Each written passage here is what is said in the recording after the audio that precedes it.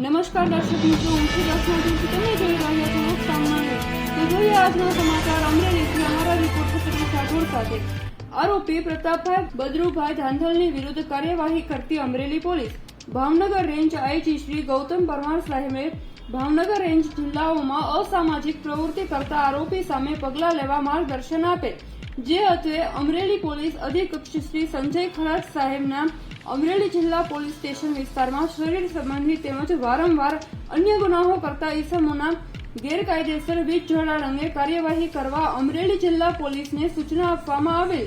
Babra police station વિસ્તારમાં ફરિયાદી Bharatbhai Kanubhai Radadiya શોરૂમમાં do letter આપવા બાબતે આ કામમાં આરોપીએ ગાળો આપી જાનથી મારી નાખવાની ધમકી આપેલી અને તારીખ 21/1/2026 રોજ આરોપીએ ફરિયાદની સાથે ડીઓ લેટર આપવા બાબતે માથાકૂટ થયેલી.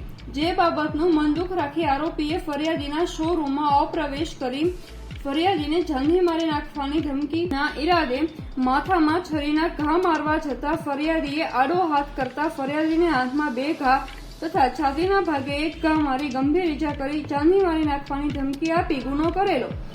જે બનાવના અનુસંધાને બાબરા પોલીસ ટીમે પીજીવીસીએલ ટીમના કર્મચારીઓને સાથે રાખી આરોપીના ઘરે ગેરકાયદેસર વીજ જોડાણ અંગે તપાસ કરાવતા મજકૂર આરોપીના રહેણાંક મકાને બિનઅધિકૃત વીજ વપરાશ ગેરરીતિ થતી હોવાનું માલુમ પડતા વીજળી અધિનિયમ 2003ની કલમ 135 મુજબ પીજીવીસીએલના સ્ટાફ દ્વારા ₹24,433ની પુરવણી બિલ આકારી આરોપીના રહેણાંક મકાનથી ગેરકાયદેસર વીજ જોડાણ દૂર કરી મીટર જપ્ત કરી આરોપી વિરુદ્ધ કાયદેસરની કાર્યવાહી કરી વધુ કડક પગલાં લેવા કાર્યવાહી હાથ ધરવામાં આવેલ છે.